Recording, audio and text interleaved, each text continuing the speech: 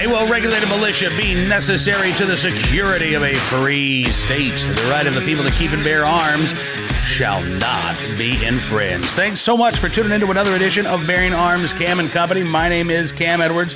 By the way, do not be alarmed. I know that we did not have a show on Thursday that was unanticipated. I apologize for not being able to give you a heads up. Just having some a little bit of work done around the studio, and the power was out, and it's really hard to do a program like this without power. I sat here in the dark for like half an hour, and I talked, but wasn't able to record it, and you weren't able to hear it. So here we are once again. I do appreciate you joining us on the program. Coming up in just a matter of moments, Beth Baumann is going to join us from Town Hall, talking about armed teachers. We're also going to talk about a new bill that has been introduced in Virginia, one of many gun control bills already pre-filed for the start of the January session. This one deals primarily with universal background checks, but there's a provision in this bill as well that I got to tell you, a lot of the folks, when I was out in Amelia County the other night at this meeting where hundreds of members of the public turned out in support of a Second Amendment sanctuary resolution, I heard a lot of folks talking about, my kid's not going to be able to go hunt by himself, or, my daughter's not going to be able to go plinking by herself. And I started looking up this legislation, and yeah, they're right. There is a provision that prevents a child under the age of 18 from accessing or using a firearm unless they're under direct adult supervision. So it doesn't matter if your 17-year-old is responsible enough to use a firearm, wants to go, down in the back 40 to do some plinking with his 22, it's not allowed. Or if your 16-year-old daughter who you've trained to use a firearm, if you want her to have access to a gun while she's at home alone and you're at work, can't do that either. That would be against the law for parents to decide that their children are responsible enough to have access to a firearm. It's absolutely ridiculous. Anyway, we'll talk about that coming up in just a little bit. But Beth Baumann from Town Hall did join me just moments before I started speaking to you here to talk about armed teachers. She has a story about an audit of teachers in Utah that kind of turned up some surprising results. Take a look and a listen. Beth, it is so good talking with you today. Thanks for coming on the program. Of course. Thank you for having me. My pleasure. So you recently wrote about the subject of armed teachers, which frankly is, a story, I guess, that's been around for a couple of years, but it really seems like this is sort of a slow burn around the country. And now it seems like it's really catching on in places. Absolutely. Here in Idaho, where I'm at, we have armed teachers, and I can't tell you how excited everybody was once they put one in the local elementary school. But going off of the article I actually wrote about, Utah, one of the sheriffs in Utah, they recently did they went through the schools to kind of do an audit, and they found that a number of teachers were carrying, but they weren't properly storing them. They were leaving them in desks and purses, and it was particularly a concern for elementary students. So one sheriff decided, you know what, if these teachers are going to be carrying, then we might as well make sure they're trained and they know how to adequately defend themselves and their students should a shooter, heaven forbid, come on campus. And that's really important because as much of a proponent of armed school staff as I am, you have to be responsible with those firearms. And so if you're just leaving them unsecured, particularly in an elementary school area, I think that the word problematic comes to mind. But it's good to see the sheriff being proactive and saying, all right, let's give these folks the tools that they need. Because as I understand it, under Utah law, basically teachers who have a concealed carry license, they can carry in schools, and it's not really up to the district whether or not it's allowed or not. Is that right? I believe that's right. I would have to double check, but that sounds pretty accurate. And so one of the teachers actually said, when my kids are dropped off at school, these parents want me to protect them and have their safety in my hands, and I need to think about all of the instances, including this. So it's nice to see that we have faculty and staff who aren't ignoring what could be a threat, but instead preparing for it as best as they can. Absolutely. I mean, well, you talk again about your experience there locally, and I'm a little jealous, honestly, Beth, because my school district does not have armed school staff. Virginia, our Attorney General has made it abundantly clear that any school district that attempts to have armed school staff is going to be violating the law, and he's going to come after them. So we unfortunately are living in a regime where, in a lot of rural areas, if you can't afford a school resource officer, and a lot of districts can't, there is literally no protection for kids. We have a school resource officer that's at the high school every morning and every afternoon, but we don't have enough law enforcement resources to actually put armed law enforcement on every campus. And we don't have a lot of campuses in my rural county. So what was it like when your district took this step and said, okay, we're gonna add armed school staff? How did that go? Did they tell parents first? I believe I'd have to double check because it was probably a couple of years ago now. But the idea was they wanted an armed staff there, and I didn't really see anybody because I'm in a lot of local Facebook groups and these kind of things come up. I didn't see a whole lot of people who were against it. A lot of people supported it, and if I remember right, it was one of the ballot initiatives that kind of had to, not a ballot initiative, but a levy or a school bond. And everybody overwhelmingly said, it's okay if our property taxes go up a little bit if there's an armed teacher at the school. So very different from where I'm originally from in California, because that would have been a complete nightmare.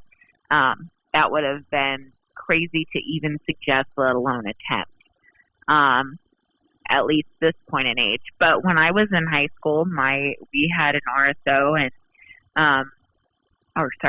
a school resource officer, and now I don't even think they do, which is interesting as the times change, that's what they decide to cut in the budget.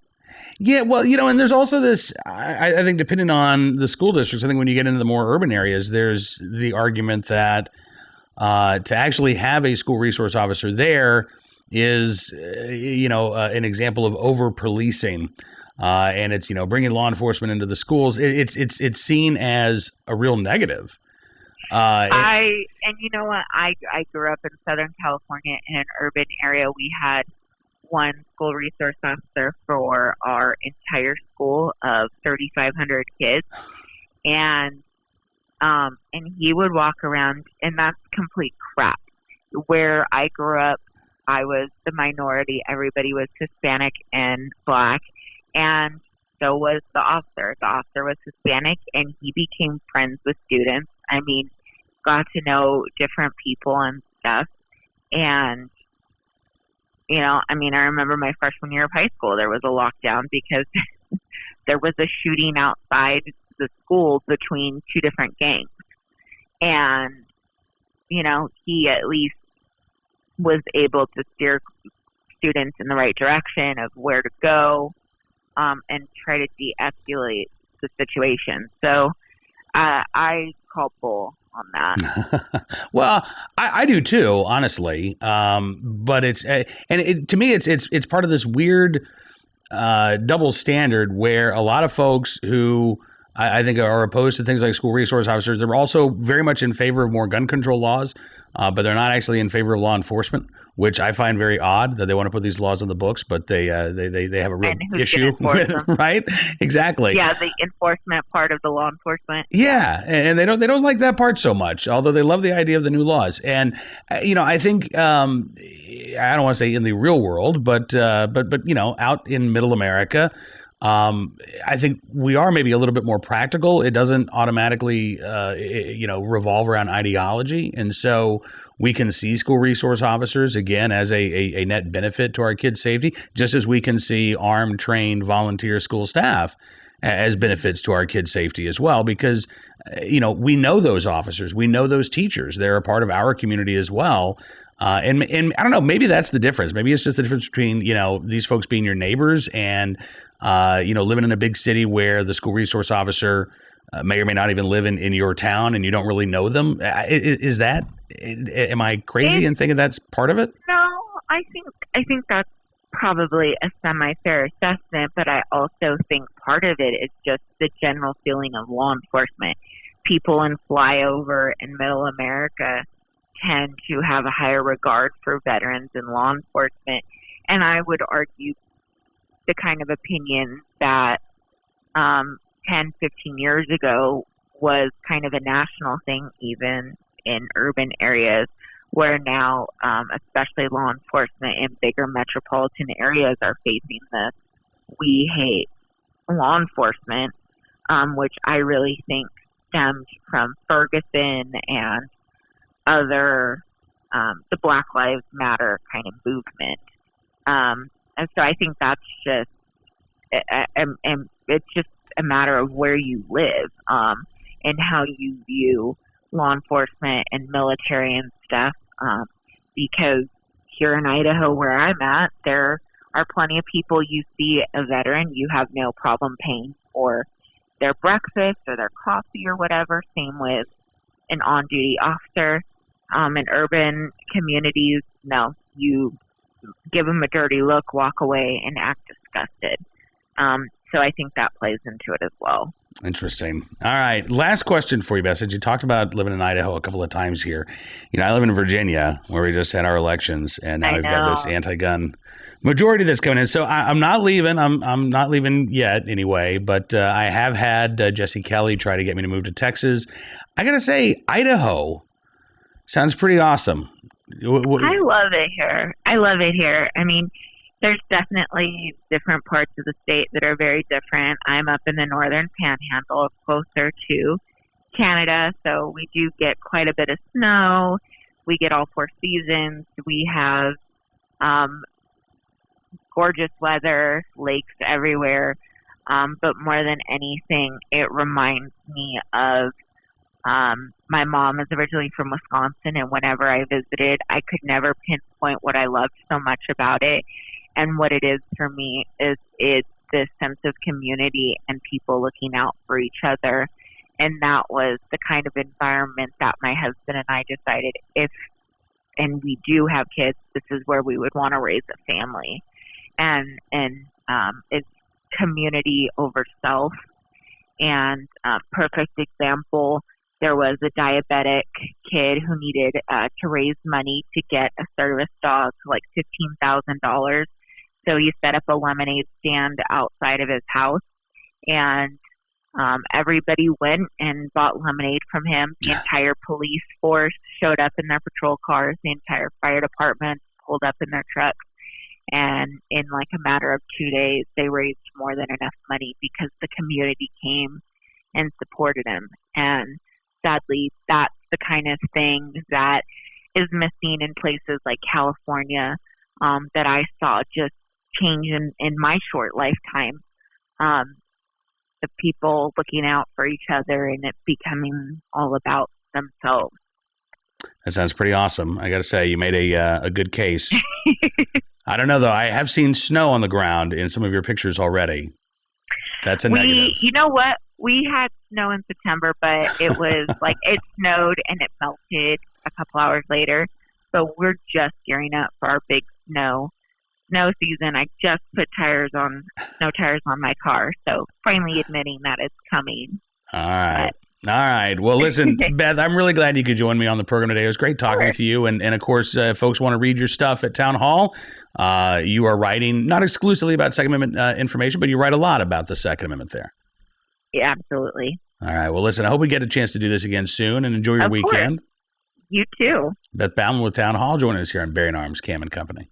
Beth did a pretty good job selling small town Idaho, I have to say. Although when my wife and I have been, kind of mulling it over. It's probably not going to happen, but when we've been mulling it over, Oklahoma and Texas are the two states that, if it just gets untenable and unbearable in Virginia, those were probably the two states that we would try to escape to.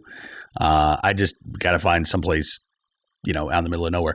And luckily enough, in Oklahoma and Texas, there are plenty of places that are out in the middle of nowhere. I just don't think I could do Dallas or Houston or even Oklahoma City or Tulsa. I'm too much of a country mouse after living outside of Farmville, Virginia for 7 years now. All right, let's get to the story out of Virginia. One of the reasons why my wife and I are talking about potentially leaving the state is because of this new anti-gun majority. And we are starting to see bills filed, as I mentioned, including a bill that really does attack parental authority. And there are actually two bills that attack parental authority and strip it from parents and place it in the hands of the state. But primarily, I want to focus on this gun bill, which is introduced by Dick Saslaw, who is going to be the new majority leader in the state Senate. 79 years old. Man's been there for since the 1980s. He's been in the state Senate. So it is almost a foregone conclusion that any bill that he introduces is going to get to Governor Ralph Northam's desk. And since it's a gun control bill, it's a foregone conclusion that Governor Northam's going to sign it. So again, this bill is a quote unquote universal background check bill, but tucked inside that universal background check bill is a provision that states that if you are under the age of 18, you cannot access a firearm unless there's an adult. It says it's a class 1 misdemeanor for any person knowingly to authorize a child under the age of 18 to use a firearm except when the person is under the supervision of an adult. So again, I live in a rural area. I know lots, and I've got teenage kids. So I know lots of people around here who do allow their teenage children to go hunt on their own property without any direct adult supervision. They go plinking on their own property safely and responsibly without direct adult supervision. And I have seen and covered cases where juveniles have had to access their parents' firearm in order to use it in self-defense. There was a case out of Spanaway, Washington that immediately comes to mind. This was last year. There was a break-in at a home, and neighbors went over to make sure the lady was okay. And so a woman and her daughter went over to make sure the lady was okay. He was an abusive ex. At some point, the daughter says, "Mom, I'm going to go back home." And Mom says, "Okay, I'll see you over there." The daughter goes back home and finds the guy in her house armed with a knife. And he tried to stab her. Now, thankfully, this 16-year-old was able to access her mom's handgun and shot this guy in self-defense.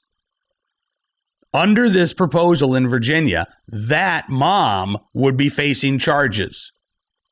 That is absolutely absurd.